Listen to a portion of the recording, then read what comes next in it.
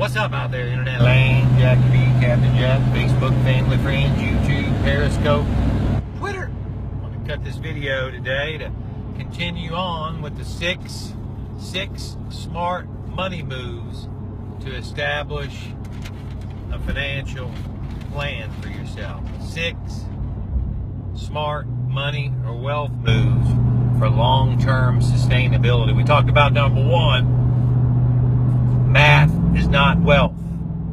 Number 2, that you finance everything you buy.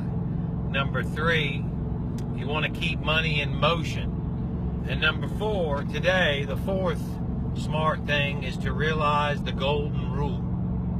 The golden rule. You know, we understand, a lot of us think the golden rule is do unto others as you would have them do unto you. But as it relates to wealth, it's been said that the golden rule is the one who has the gold makes the rules. The one who owns the most gold makes the rules.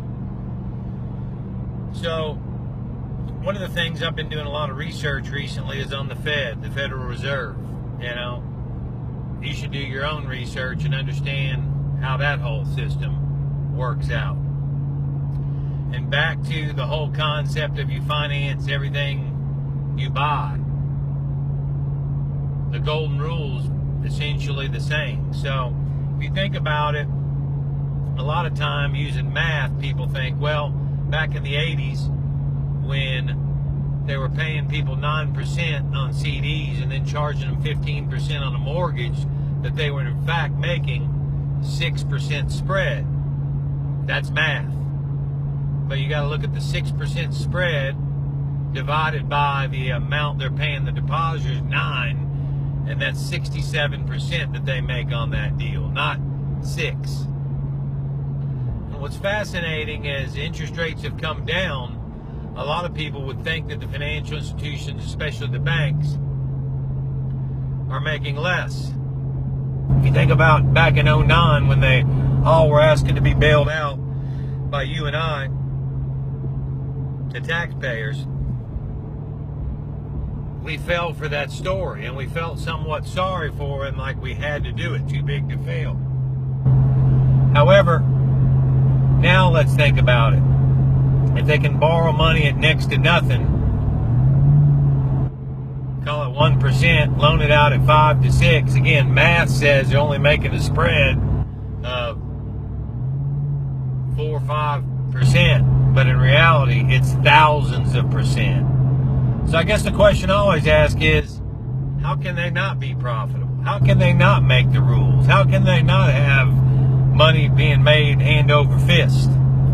And so, if they're doing it, what's the chance of us doing it?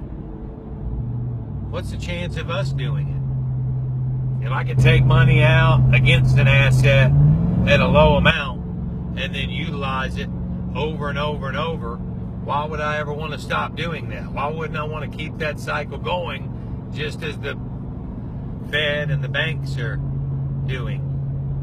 So a lot of people put so much emphasis on rate of return, but where the money is matters more than what it earns. If I can access the capital and turn that money over and over and over, imagine the amount of rate of return I can make.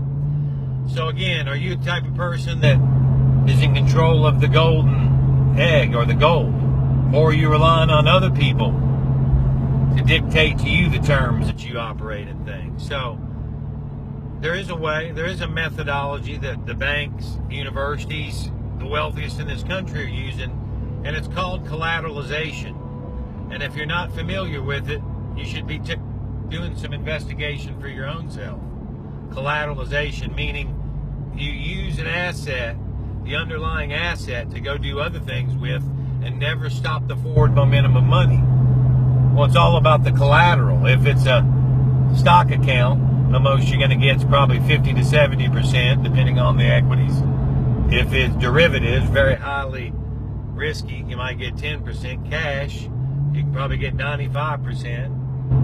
So it's all about the underlying asset. Real estate, maybe 80%, depending on what's going on. So are you the person making the rules, or are you relying on the the institutions and the government to tell you how you get capital.